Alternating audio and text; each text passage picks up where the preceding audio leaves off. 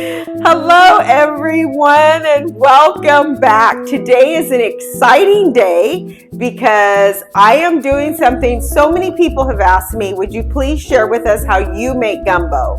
So guess what? Today's the day we're making gumbo, and I'm so excited. It's been sort of overcast and cloudy a little bit, so this is going to be the perfect dinner for tonight. So I'm making gumbo tonight, and I'm going to bring you guys along to see how I make it. So let's do this. So the first thing I like to do is season my water. So far in my pot, I have just water in it. And you would not have to use a pot this big if you didn't want to, if you were not putting king crab legs in it. But I am putting king crab legs in mine. And believe me, I've started many times in a smaller pot, wishing I had a bigger pot. So I'm just starting with a big pot. And you guys, believe it or not, I have a pot bigger than this when I'm making it for a crowd. So let's get started. So the first thing I like to do, like I said, is season the water. So the first thing that I'm going to put in it is the Better Than Bouillon chicken base, and I'm using the entire jar, okay? So this is a brand new jar, and I'm just putting all of it in my water to season the water. And this stuff, as I've told you guys before, is money. You cannot buy a better chicken base than this Better Than Bouillon. This stuff is money. It is so good. So I'm just going to dissolve that chicken base in my water. So I'm just going to stir it up till it's dissolved. The next thing I'm going to do is put in some Old Bay. Old Bay is always good when you're doing anything with seafood in it. It just adds such a great flavor. So I'm putting in Old Bay. And then I'm putting in Tony's seasoning. This is the Creole seasoning. And remember, this is salty, as is the chicken base that I put in, but that's okay.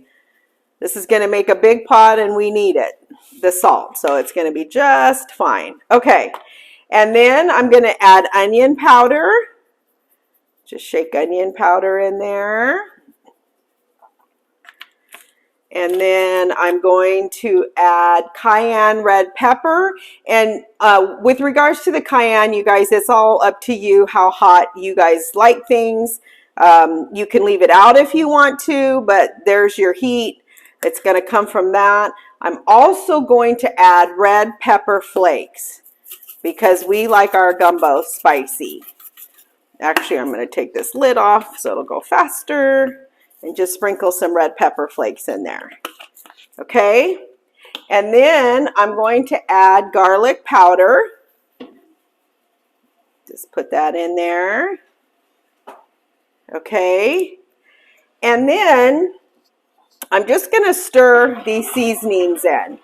And then down the road, I will check to see if there's any of these seasonings that I need to add more, which I have done in the past, and I do sometimes. So, and then I'm going to add this bag of the Zatarain's crab boil. This is actually for a crab boil, but it really gives your gumbo great flavor. So I'm going to add that into my water, and I'll take it out later. It's like adding a bay leaf in and you take it out later. Same principle here. I have added my chicken into my pot, and I recommend you use bone-in, skin-on, because it helps flavor your broth. So I use the bone-in, skin-on chicken thighs, but then for my family that does not like dark meat, I'll just use the boneless, skinless chicken breast in the pot as well, and that's fine. But you definitely want to use bone-in, skin-on. And now I'm going to go ahead and get started on my roux for the gumbo. So I'm just going to start with putting some cooking oil in my pan, and now I'm just going to add some flour to brown, and I'll stir this in and see how much more flour I might want to add. Definitely can see I'm going to want more.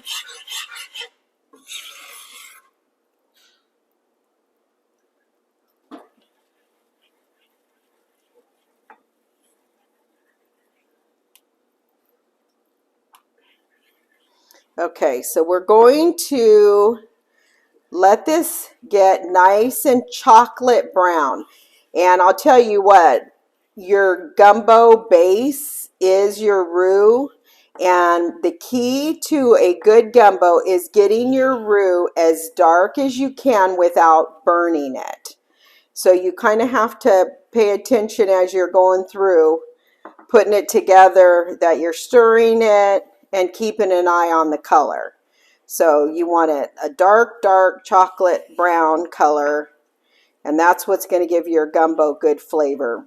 And gumbo is such that if you build a good base in your soup base, that's why I put so many different seasonings in mine, because it does matter. And again, that's what makes a good gumbo. The rest is all just the meat, but it's that base of your soup that is just, of your gumbo, I should say, that is just so, so good.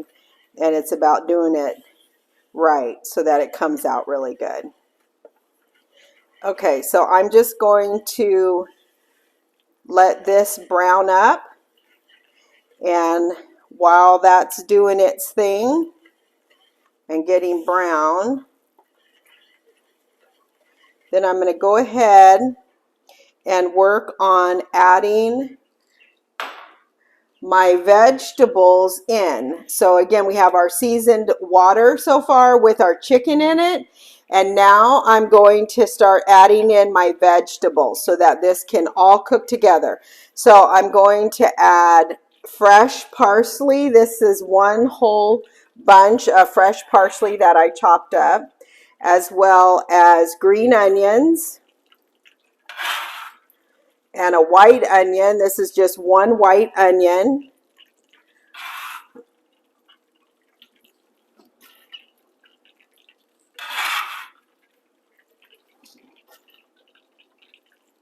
Okay, go ahead and put all those onions in there. All right, and then something else that I do is I add these Anaheim chilies to my gumbo, and I'm just doing it for the flavor. So I literally just wash them and cut the tops off and just put them in my pot just for flavor. Okay. All right. Let me give this roux a stir.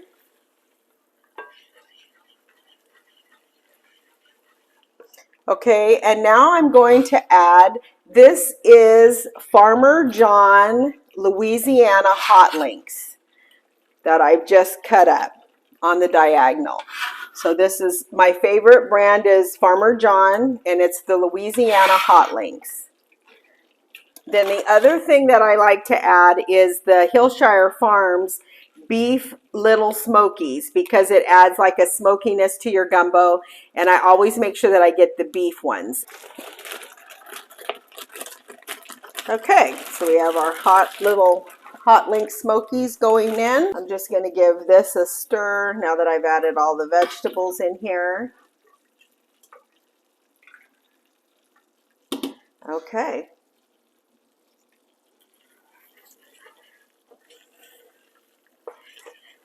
I'm going to add the rest of this flour in here, I think.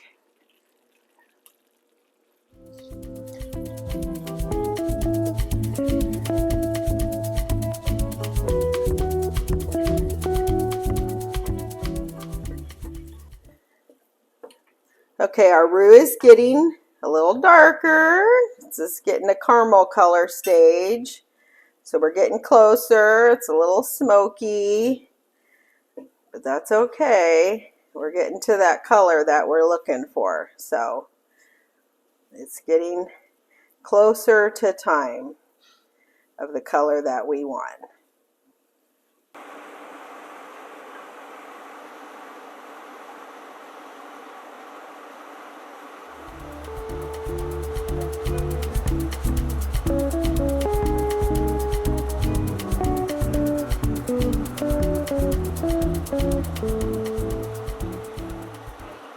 Okay, so this was the dark chocolate brown color that I was looking for the roux.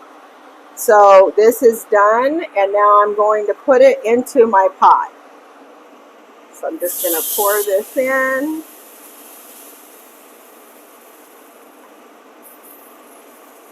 So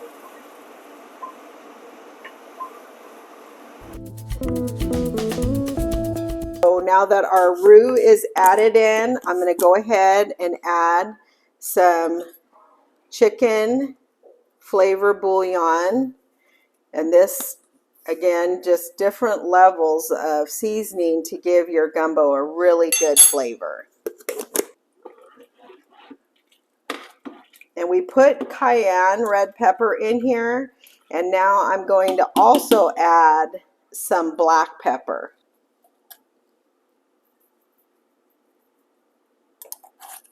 And then at this point, I also add the gumbo filet.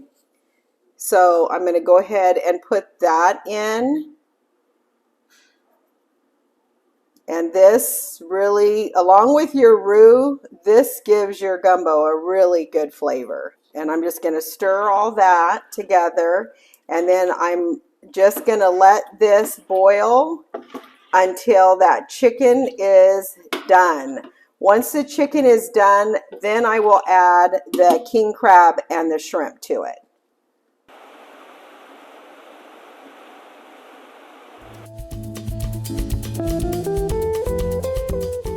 So I'm going to go ahead and put the crab in first. And we'll put the shrimp in.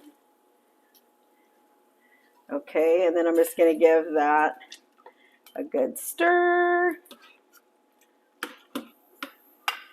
Oh my, this is just looking amazing and smells so good. It's going to be delicious. Okay, so now we're just going to let that heat all the way through, and then we're going to be ready to eat.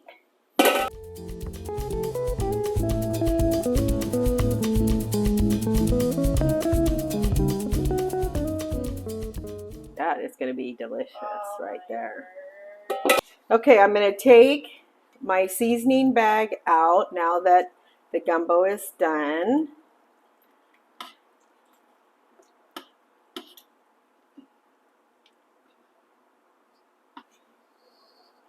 And throw that away. Just skim the grease off the top of the pot before we serve it.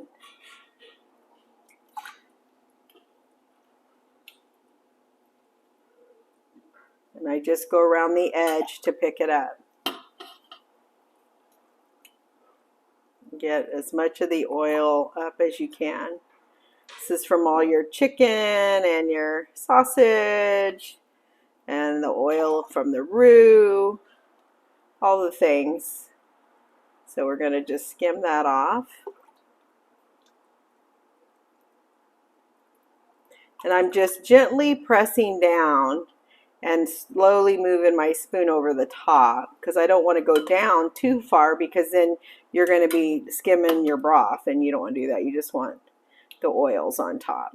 And gumbo is one of those things, the longer it sits, the better it is. So, you know, the next day, any leftovers you have is just wonderful.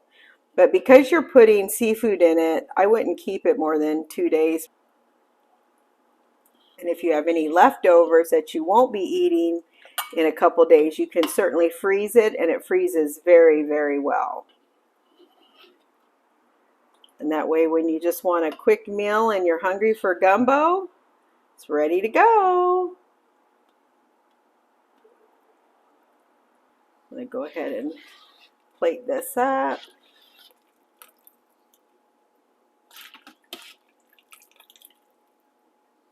And then I want to go to the bottom because the shrimp will sink sometimes down to the bottom.